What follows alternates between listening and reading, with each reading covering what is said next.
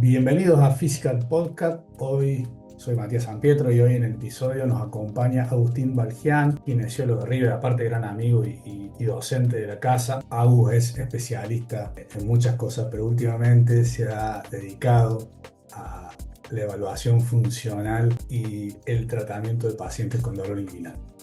Por eso hoy vamos a charlar sobre qué entendemos por dolor inguinal, la mal llamada pubalgia de muchos años.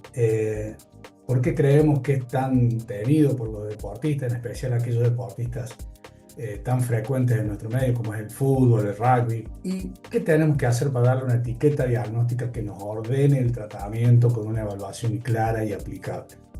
Gracias, Agus, por estar acá, pero antes de empezar con todo esto, vamos a ir a algunos chusmeríos personales que siempre a la gente le gusta. ¿Cómo andas, Agus? Hola Mati, ¿cómo estás? Bueno, gracias por la invitación.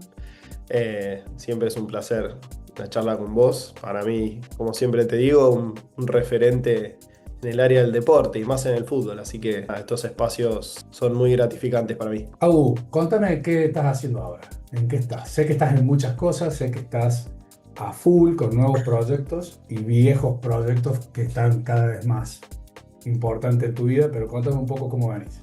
Bien. Bueno, desde lo profesional, Mati, hoy, como bien sabes, soy kinesiólogo de las inferiores del club River Plate.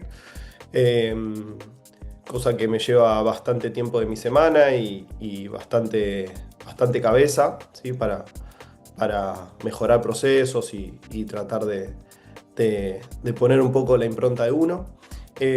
Bueno, hace 10 años ya también trabajo en el área contrapuesta, pero es un área que siempre me ha dado mucho desde lo académico, muchísimo, me ha formado mucho como profesional y siempre la recomiendo, que quizás en esto de tipo de podcast no se habla tanto, pero yo me formé en el Hospital Fernández.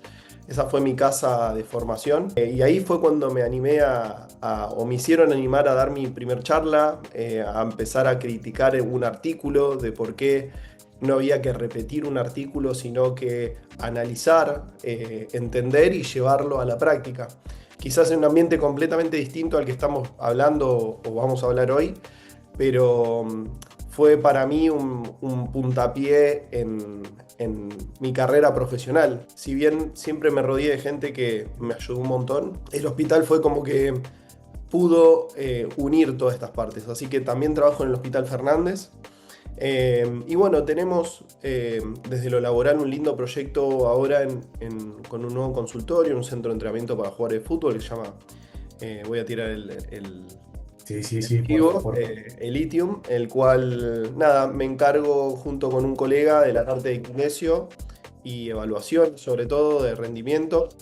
Hoy en día, en relación a eso, eh, justo está el perro ladrando. Hoy en día, en relación a eso, estoy terminando mi maestría en, en lo que es rendimiento deportivo en la Universidad de Flores y aboqué un poco mi profesión hacia ese lado, ¿no? Hacia esa última etapa de las rehabilitaciones, esa última etapa de el rendimiento, esa combinación entre esto que llamamos prevención y rendimiento y readaptación y reentrenamiento, para afinar las tuercas y realmente criticar qué es lo que hacemos en el día a día.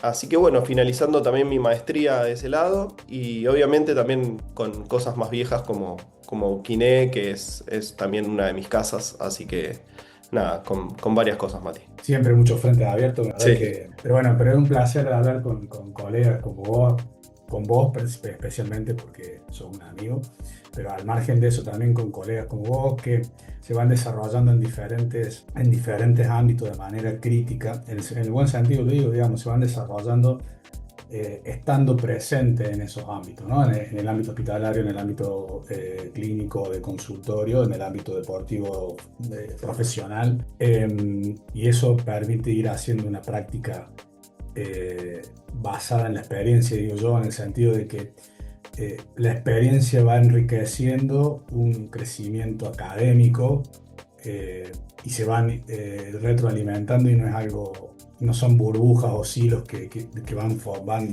transcurriendo en la vida de los profesionales. Así que la verdad que tremendo todo lo que estás haciendo ahora, te felicito y bueno, nada, espero que siga siendo cada vez más grande.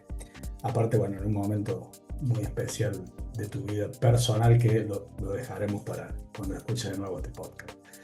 Sí. Agus, igual nos metemos de lleno entonces ahora en el tema del que has venido revisando, doy fe que has venido trabajando y especializándote hace ya bastante tiempo, no en el último tiempo, sino que ya hace bastante tiempo. Y te pregunto, ¿qué tenemos que entender por dolor inguinal? ¿Qué es hoy esta entidad tan frecuente en los deportistas?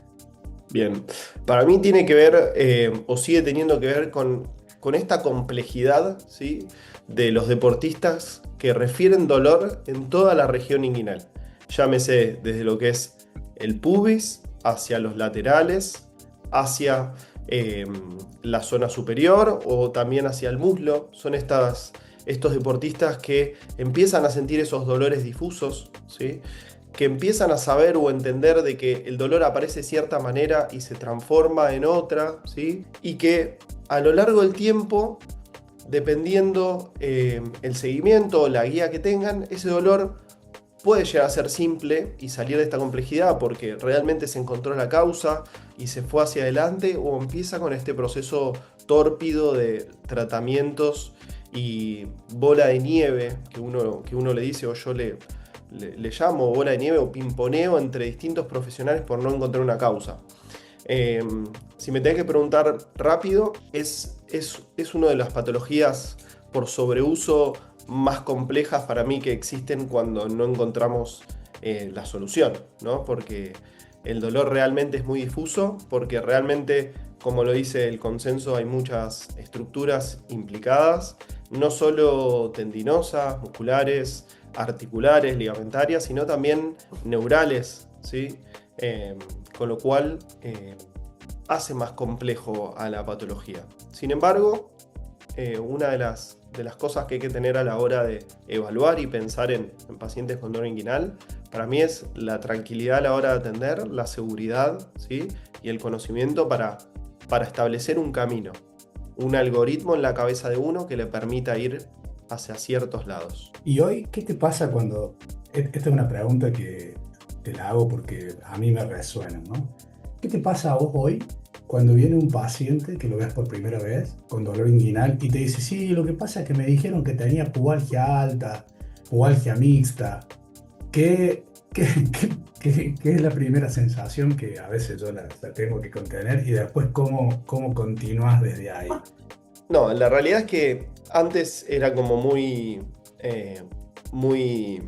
eufórico a la hora de hablar de esas cosas y detractor de cierta terminología, que hoy en día, a lo largo del tiempo, me he amigado un poco más, Mati, la realidad, porque si extrapolamos el dolor inguinal a otras patologías, al nivel de lesiones musculares sigue existiendo la distensión, sigue existiendo un montón de terminología que uno sabe por lo que va leyendo o por cómo se va actualizando, que se intenta empezar a tener un poco más de especificidad a la hora de hablar, un poco más de seriedad. Entonces, lo que intento es escuchar y después empezar a desglosar eso preguntándole al deportista o paciente, bueno, esto que me decís vos, pubalgia alta, ¿qué es para vos?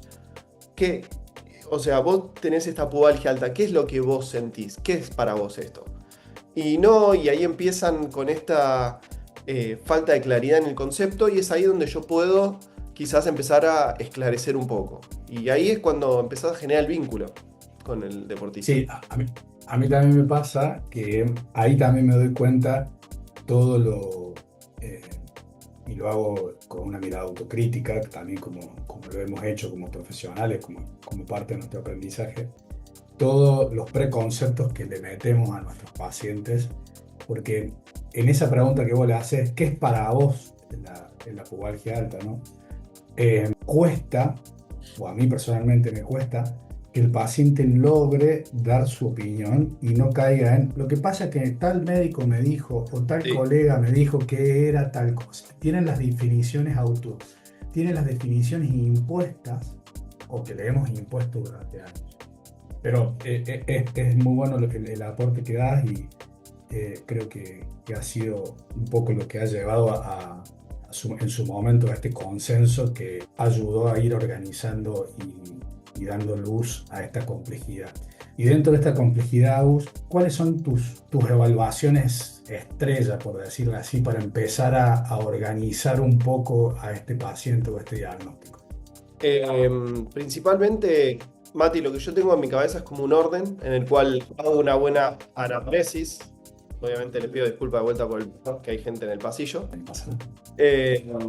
Hago esta anamnesis en el cual trato a este paciente y que me describan bastante cómo sienten ellos, ¿sí? Qué es lo que sienten y cómo empezó.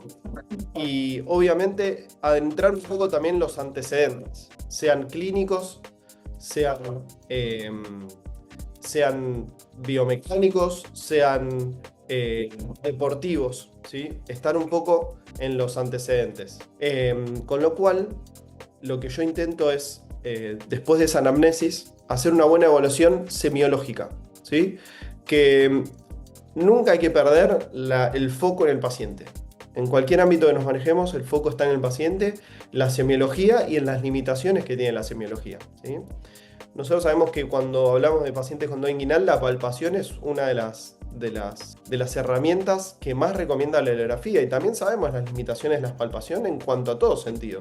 Si todos nos tocamos el pubis en este momento, seguramente una sensación rara tenemos. Ahora, diferenciar entre una sensación rara y realmente tu dolor es una de las claves para saber si hay patología o es sensibilidad. Bueno, como te decía, la palpación. Después de la palpación, obviamente paso a los test provocativos, ¿sí?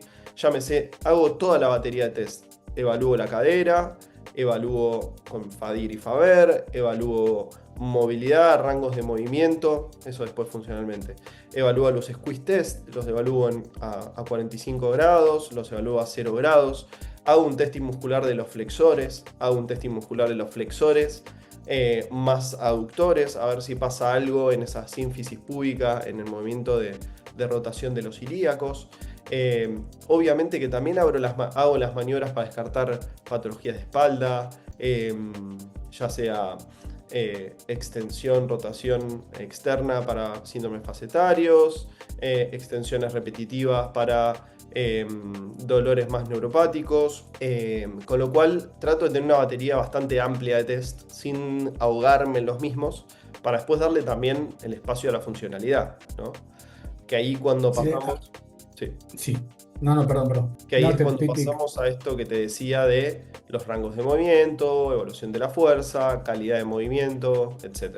Y en esta organización de anamnesis, semiología, pruebas funcionales, ¿no? Si me permitís el resumen, digamos, en la anamnesis profunda, la semiología con lo bueno y sus limitaciones, y los test funcionales, los test provocativos y los test funcionales.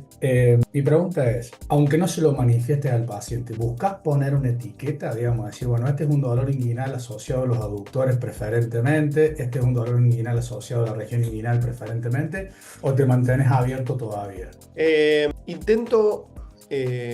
Lo que primero intento es descartar, ¿sí? Descartar que no sean las cosas que se me escapan a mí, ¿sí? Descartar.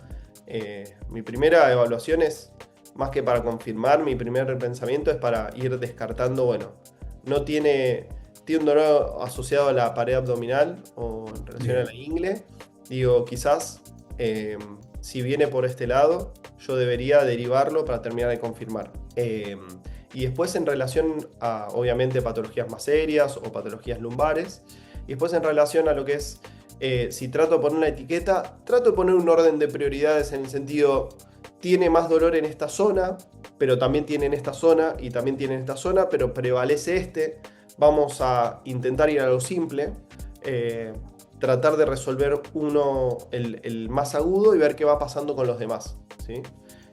Sí, trato de ponerme un orden en mi cabeza, sabiendo que en el 70% de los casos o 60% de los casos para la bibliografía, los dolores inguinales se acompañan de múltiples zonas de de dolor, álgidas. Ahí antes de entrar a otra pregunta más de organización terapéutica, digamos, en base a este diagnóstico inicial y evaluación inicial, eh, te hago una pregunta, reflexión. Hemos incrementado nuestras skills, nuestras habilidades evaluativas y diagnósticas, kinésicas, tanto semiológicas como funcionales del dolor inguinal.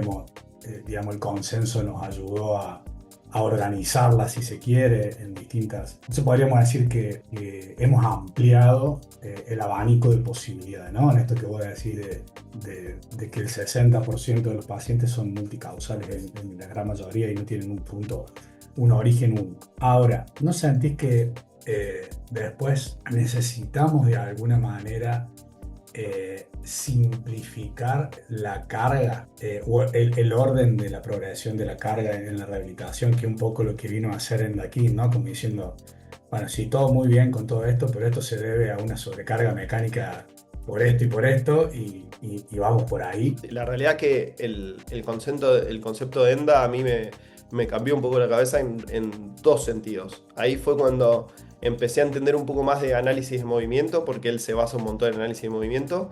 Y por otro lado empecé a entender mucho más esto de que uno va evolucionando y te vas transformando como profesional. Al principio te centrabas, o yo me centraba mucho en una patología y decía, bueno, es por acá y es por acá y es por acá, y creo que lo hemos hablado bastante en su momento. Y después ves que a él le fue muy bien con esto que llama el control intersegmentario, diciendo, Claro. bueno, bajemos el dolor, bajemos las cargas y hagamos una progresión lógica de todo lo que hace un deportista que le va a ir bien. Más allá de estas 4 o 5 entidades que para él existen también, y para mí es fundamental. Entonces, creo que hoy tomo un poco de los dos enfoques. Hoy creo que utilizo bastante esto de la simplicidad y el ejercicio básico, como el control de carga, como también algún detalle específico, sabiendo que si necesito carga en cierta zona y le voy a dar un ejercicio isométrico con una intensidad alta, porque para mí, después de ayudar a disminuir el dolor, es lo que va a necesitar para volver a compensarse, ¿sí? Sí. Así que tomo un poco de las dos cosas. Me parece que claramente son patologías por sobreuso y hay que ordenarlas. Y en el orden está la simplicidad y también cierta especificidad en cierto ejercicio, como trabajamos una tendinopatía, que tenemos nuestra batería específica, también la utilizo. Y está bueno, me quedé pensando en eso y te voy a traer un poquito también a otro tema candente, el dolor inguinal, que suele siempre estar en boca en debates de colegas, ¿no? ¿Cuáles son tus herramientas para el control de síntomas? ¿Cuáles son tus principales herramientas que tenés para este paciente que llega irritado, que llega Bien. con un cuadro irritativo alto y necesitas enfriarlo para empezar a cargar? Mis herramientas de evaluación. No, tus herramientas de tratamiento o De de tratamiento. abordaje en el paciente con dolor. Bien. Mira, En la primera etapa, digamos, ¿cómo lo acomodas? A un caso práctico y una diferencia con el pasado, con esta evolución. Yo antes intentaba de a poco ir cargando sin síntomas al paciente hasta lograr este proceso de adaptación que me llevaba un poco más de tiempo quizás, aunque el tiempo es relativo según cada persona, ¿no? Sí. Hoy en día, y también por haberme formado un poco más, trato de empezar a cargar al paciente cuando el dolor bajó a un 5/10 por lo menos y de ahí para abajo, ¿sí? Cuando tiene dolor por encima de eso, trato de utilizar todos los ejercicios que no le generen dolor y más este control intersegmentario. Y mis principales herramientas es evalúo movimiento, ¿sí? Cómo se mueve ese deportista. Y empiezo con bastante ejercicio de movilidad, de activación, de control de zona media y más de todo lo externo que desde lo propio de la patología, ¿sí? Llámese trabajar músculos accesorios, rotador de cadera, coordinación, respiración, activación de transverso, traslación hacia movimiento. Y obviamente que eso desde la parte de ejercicios, como para reeducar, concientizar, ¿sí? Pero desde la parte de la terapia manual a mí me resulta, me gusta, no soy una persona que está en la mitad de la sesión haciendo terapia manual, pero sí quizás al final o al inicio de la sesión me gusta hacer movilización con movimiento de las caderas, tratar de trabajar un poco tracciones también en la zona de la cadera y quizás algún tipo de terapia para relajar o bajar el dolor en la zona que el paciente tiene o refiere ese dolor, explicándole por qué hacemos las cosas, ¿no? Tengo un muy buen ejemplo de un deportista que vi ayer, que es todo lo que le pasa a un deportista, jugador de fútbol profesional, a punto de ascender en su club con 3 meses de historial del dolor, siguió jugando 3 meses más a fuerza de masaje, corticoides, y regular la carga de entrenamiento. ¿En qué derivó esas 3 cosas? En que en ningún momento mejoró, sino que empeoró. ¿Sí? Entonces fuimos a la base y a lo que a él le digo es: si nosotros nos basamos nuestra terapia hoy en el masaje, ¿vos creés que vas a tener resultado? Y no, me hacía 3 veces por semana y estoy igual. Bueno, y si tomamos antiinflamatorios y corticoides y todo eso, ¿vos creés que vamos a tener resultado? Y mirá, me di B12 todas las semanas. Y así ir educando al deportista en que es necesario abordar las cosas con cierto orden y lógica. Bien, ahí voy a dejar un pie para seguramente invitar a algún otro especialista y a algún otro colega, amigo, que podamos trabajar este tema. Creo que también ahí es donde se nos abre esta necesidad como fisioterapeutas de formarnos mucho más en abordaje del dolor persistente o abordaje del dolor crónico, porque tanto la tendinopatía como el dolor inguinal claramente encuadran dentro de ya una entidad que trasciende lo estructural, ¿no? Que puede haber tenido su origen estructural, pero ya involucra un poco todo el ser. Siempre es holístico la lesión, porque siempre estamos centrados en el paciente, como lo dijiste vos, pero en este tema creo que por ahí necesitamos algún tipo más de especificidad en el abordaje del dolor crónico como tal, o apalancarnos un poco en lo que la ciencia hoy sabe, para ir acompañando la educación del paciente mientras lo cargamos. Sí. Y en esto de mientras lo cargamos, ¿cuáles son yo tengo siempre mis caballitos de batalla, ¿no? Pero ¿cuáles son tus caballitos de batalla en fuerza, por ejemplo? ¿No? En términos generales, en el abordaje, hablaste un poco del control motor intersegmentario, hablaste un poco del control de la zona media, pero si yo te pregunto en fuerza, y es algo que hemos debatido y hemos hablado siempre, sí. ¿Cuáles son tus caballitos de batalla? ¿Cuáles son tus ejercicios que voy a decir, esto los hago siempre? Siempre, mira, creo que es parte de entender lo que son las progresiones y regresiones de los ejercicios. Empiezo de lo muy básico hasta ya ir complejizando la cosa. Cuando el paciente ya me permite empezar a cargar, y a mí la isometría a baja carga me permite empezar a modular esa carga en ese tendón. Entonces empiezo más con una isometría, a rodillas flexionadas quizás, con control abdominal, y después esa isometría a rodillas flexionadas la voy complejizando con control abdominal y quizás una banda en el tren superior para empezar a trabajar la cupla de fuerzas. Y de eso obviamente... Siempre hablamos de aductores, ¿no?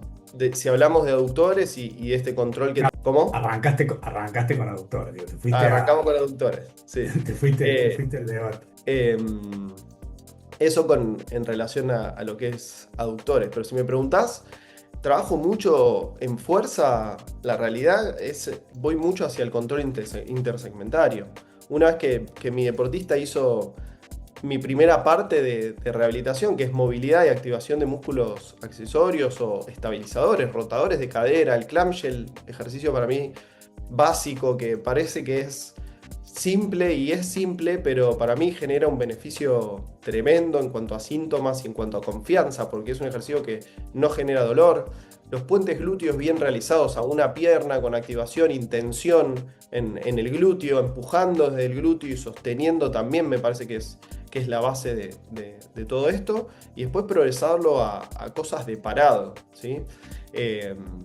Como te digo, sea búlgaras, estocadas, subidas al cajón, pull-off, y ahí en el medio siempre, dependiendo de lo que tenga, alguna insistencia, como te decía, de lo específico, desde una estocada lateral, desde un concéntrico, más al final de una rehabilitación, una Copenhague, ¿sí? Para un aductor, para un dolor inguinal en relación a la ingle, y obviamente que si es cadera, insistiendo mucho en en la musculatura glútea y en cómo es la posición de ese cuerpo en relación a cómo yo me muevo, ¿no? A cómo hago el ejercicio. Ahí me surgieron dos preguntas en función de un poco de tu relato. Estaba pensando, me estaba imaginando, ¿no? La progresión y me surgen dos preguntas. La primera, esta progresión, como si se quiere, lógica e ideal que hemos venido charlando un poquito en este podcast, ¿es con el paciente fuera de su actividad deportiva o es con el Eh, paciente integrado? Porque yo sé que a vos te ha tocado, como a todos los que hemos trabajado en fútbol mucho tiempo, gestionar estos pacientes con dolor inguinal un año entero mientras siguen sí, entrenando y jugando. sí. Y que Entonces, me ha ido bien también. claro, por eso te pregunto. Entonces, esta gestión más ordenada, ¿la conseguís con un paciente que lograste retirar del entrenamiento hasta que lo puedas volver a reinsertar? ¿O es la misma lógica para este paciente que mantiene su actividad deportiva? Me parece que la clave es, más allá del periodo, el compromiso y profesionalismo del paciente. Si vos tenés un paciente en el cual está en una etapa que lo podés dejar seguir entrenando porque el nivel de dolor te lo permite y su función y su relato también te lo permite, y él realmente es una persona comprometida, para mí podés trabajarlo sin lugar a dudas en un periodo intraentrenamiento, ya sea previo o post, con todo este mismo tratamiento, pero eh, controlando obviamente síntomas, carga y todo, y viendo cómo va evolucionando. Ahora, si el paciente está bastante más álgido y es conveniente sacarlo o retirarlo de la práctica, también me ha ido bien. Pero ¿cuál creo que es la principal diferencia entre uno y otro? Es que uno está en la etapa en la que podés trabajarlo, y él se sigue sintiendo deportista. El otro está en una etapa en la cual está muy álgido. Entonces, está con toda la atención en la rehabilitación, pero también con todos los fantasmas que tiene la rehabilitación. Sean presiones, ansiedades, contexto, comentarios, ¿sí? Comentarios externos, ¿sí? Del Y grupo, creencia negativa. creencia negativa de los compañeros, del grupo de trabajo, de la familia, ¿sí? Porque mucho no se habla, pero ¿cuánto hay de esto del familiar, de decir, ¿y cuándo vas a volver? ¿Cuánto hay de negativo eso en un deportista? ¿Cuánta presión sabemos que le genera a ese deportista? Y ahí es cuando el Y sí, contexto ¿no? Me quedo empieza. pensando en esto también de, tenés pubalgia, ¿viste? Ya el El sticker, golpe inicial.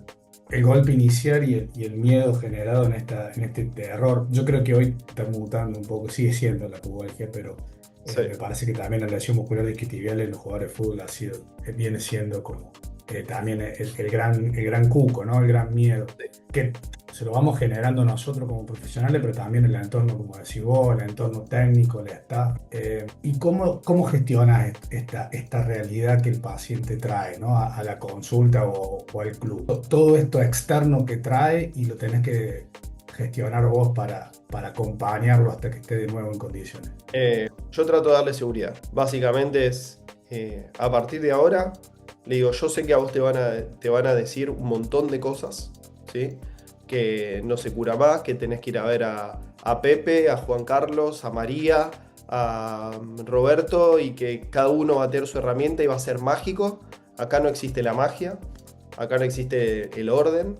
Este orden es de esta manera, si no va de esta manera, va de esta otra manera.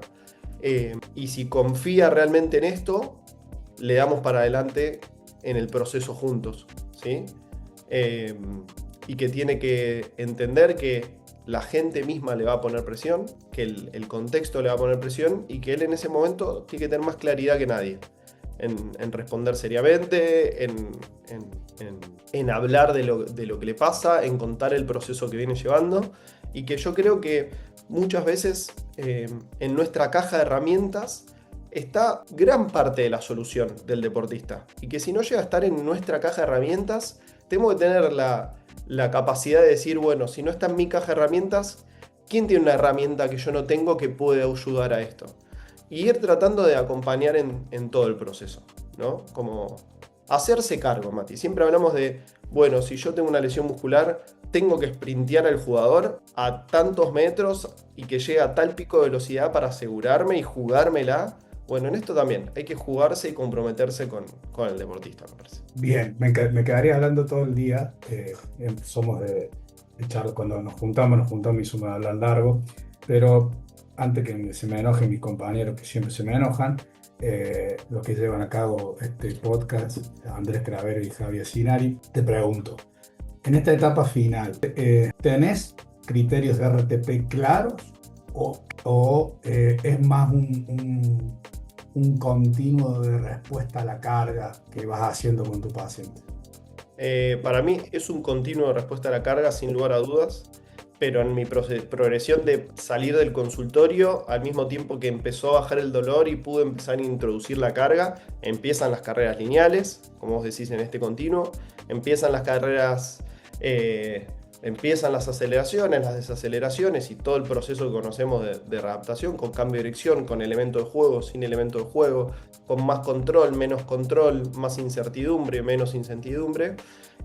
Y una vez que para mí uno de los criterios principales, más allá de toda la fuerza que uno evalúa, la capacidad de saltos, la capacidad de generar velocidad o aceleración en cortos y largos metros, y ver que eso no produce ningún tipo de irritación o la irritación que produce es mínima, uno creo que el principal criterio que tiene es cuando realmente dice, bueno, vas a empezar a este proceso de ir con el grupo y empezar a tener el volumen real, que es algo que nosotros no podemos darle nunca a un deportista, un volumen real de entrenamiento, con la incertidumbre que tiene un entrenamiento con muchos compañeros y con el contexto. Una vez que ese deportista cumplió un periodo de una semana, junto con mis criterios clínicos, yo ya creo que existen cierta unanimidad en decir cumple todos los criterios, ¿sí? No solo un salto, no solo una progresión lógica de campo, no solo la fuerza, la velocidad y la calidad de movimiento, sino que soportó el volumen grupal y el descontrol grupal con cierta modificación de la carga, sin síntomas o con el menor síntoma posible. Para mí ese es como, hoy es la clave de todo, porque también me ha pasado de decir, mi paciente clínicamente lo veo espectacular, cumple con todo lo que yo quiero, y que después de 2 semanas de grupo, retroceder varios pasos y decir, bueno, ¿qué está pasando ahí? ¿Qué fue lo que pasó? Y quizás el macheo en ese cambio brusco de ser 1, 2, 3 jugadores lesionados trabajando en conjunto y con cosas muy específicas, no fue tan bueno con este macheo con el grupo, donde existe gran cambio, Sí. ¿sí? Y es ahí cuando una persona individual nunca puede llegar a un rendimiento grupal, ¿sí? Llámese profesional que quiera llamarle. Entonces, la clave en el éxito es el equipo de trabajo, es Bien. el consenso del equipo de trabajo. Ahí en todo lo que dijiste se me ocurrieron como un montón de preguntas, pero quiero llevarla a una, y ya la última, después te hago un mensaje y vamos finalizando. Pero, y en el paciente de consultorio, este paciente que vos no lo podés continuar que no estás en este entorno deportivo, ¿no? Que hemos estado y que sabemos cómo funcionan, donde el fisio está al lado de la cancha, al lado de la línea de cal o incluso adentro de la cancha trabajando con el futbolista. En este paciente que lo viste en el consultorio, ¿cómo haces esta transición? ¿O cómo gestionas esta transición para poder retornarlo a su deporte? Sí. Hoy soy más exigente con mis pacientes de consultorio por esto mismo que decís que estás un poco más alejado. Más exigente en generar este contexto que no tenemos, ¿sí? Generalmente el deportista de consultorio a veces te dice, no, yo juego el fin de semana. Bueno, antes de ir a jugar el fin de semana vamos a tener que encontrar un grupo de deportistas que traten de entrenar 1 o 2 veces por semana y vamos a fijarnos cómo te sentís previo a en unas semanas ir a jugar, ¿sí? O en un mes ir a jugar. Trato de que cumplan en cierto punto los criterios clínicos sin lugar a dudas, fuerza, saltos, clínica, ¿sí? Volumen de entrenamiento, que yo les doy un plan de campo, de trote, de velocidad, de cambios de dirección, un plan de pelota, y después soy bastante insistente últimamente con esto de, bueno, vos querés jugar al deporte, ¿qué manera querés hacerlo? qué tiempos tenés, cuánto riesgo vamos a poner en los procesos, porque si realmente capaz no tenés tiempo y solo querés jugar una vez por semana al fútbol, tenés que aceptar que acá hay un escalón entre una cosa y la otra y que vamos a intentar achicarlo, pero va a estar. Y trato de hoy en día de eso, más fomentar esto de que la gente entrene, que entrenen, que no solo, o sea, que vayan al gimnasio y que entrenen lo que quieran realizar.